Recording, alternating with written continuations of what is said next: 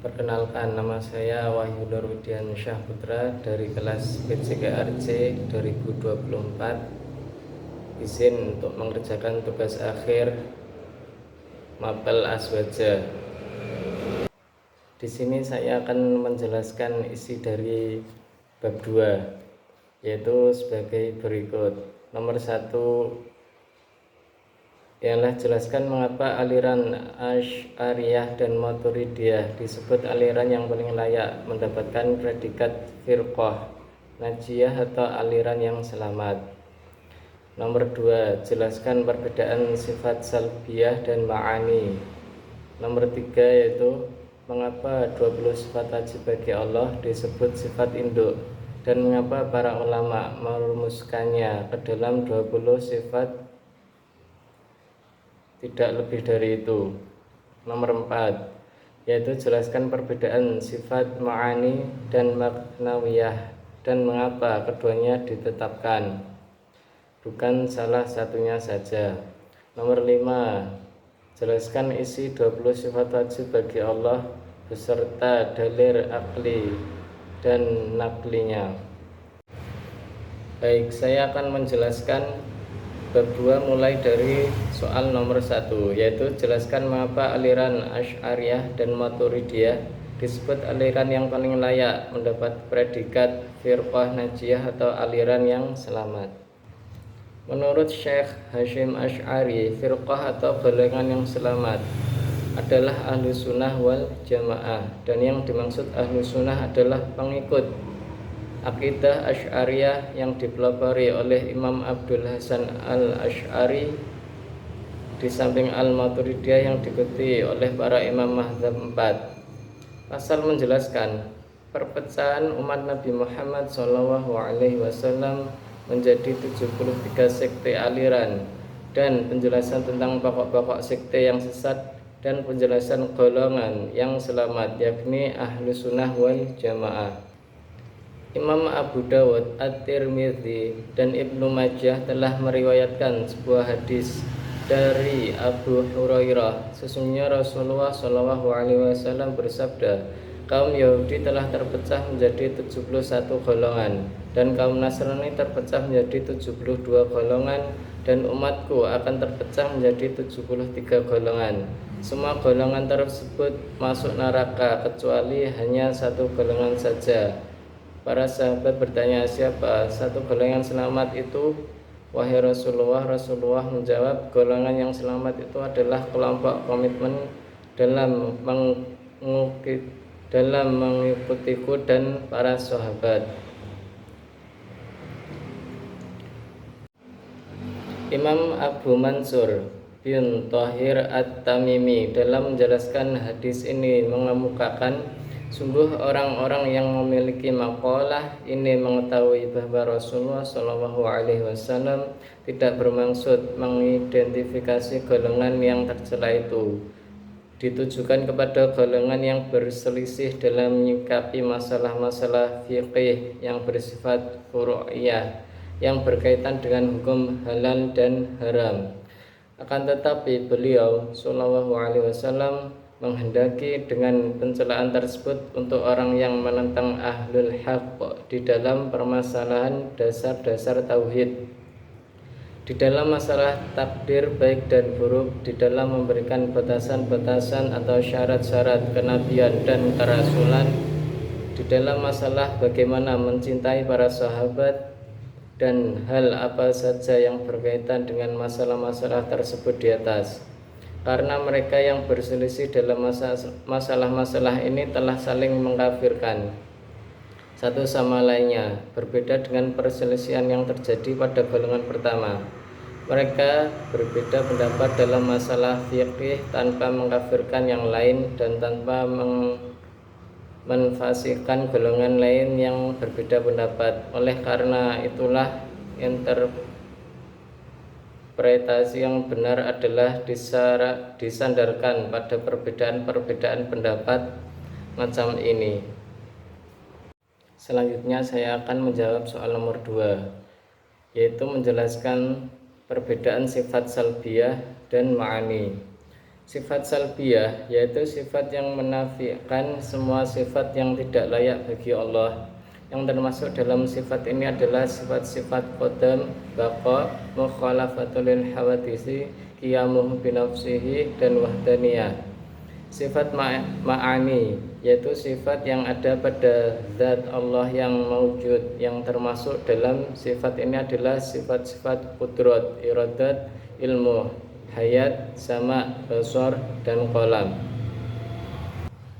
Dengan meyakini sifat-sifat Allah Subhanahu wa Ta'ala, seseorang akan meyakini bahwa Allah itu benar-benar ada dan akan melakukan hal-hal yang sesuai dengan perintah-perintahnya. Dengan meyakini bahwa sifat-sifat Allah Subhanahu wa Ta'ala itu maha sempurna, seseorang akan yakin bahwa Allah itu maha hebat dan dirinya sangat jauh dari kesempurnaan dan kehebatan. Karena itulah kita harus selalu bersikap rendah diri dan tunduk kepada ketentuan-ketentuan Allah. Dengan meyakini sifat-sifat Allah yang sempurna, maka seseorang hendaknya selalu menyerahkan diri kepadanya, bertawakal setelah melakukan upaya-upaya yang maksimal.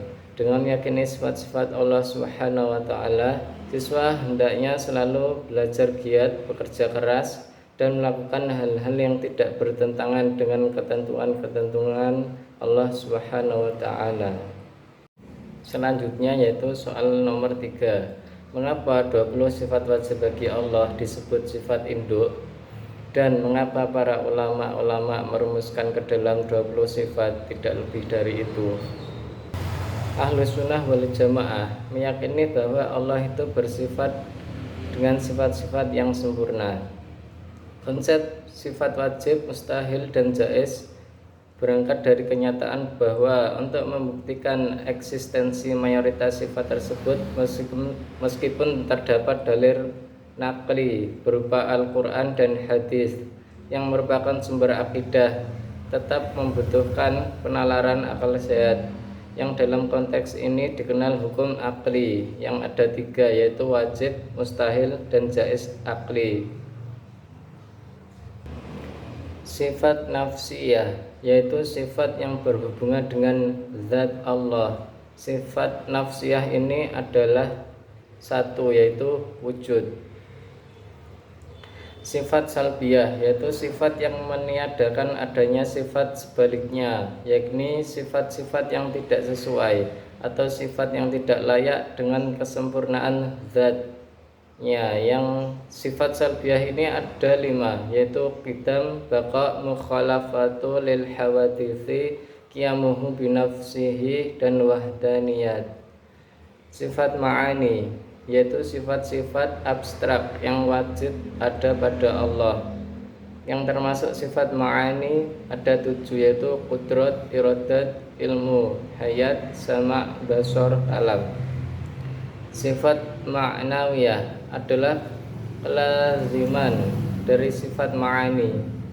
Sifat ma'nawiyah tidak dapat berdiri sendiri, sebab setiap ada sifat ma'ani tentu ada sifat ma'nawiyah.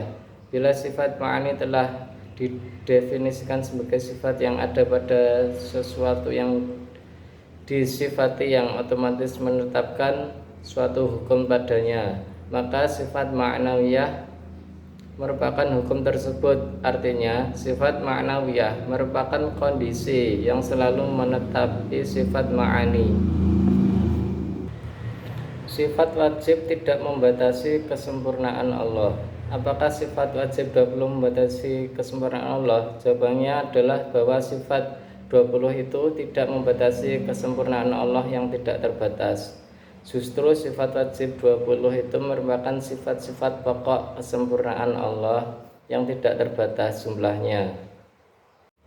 Selanjutnya saya akan menjelaskan soal nomor 4.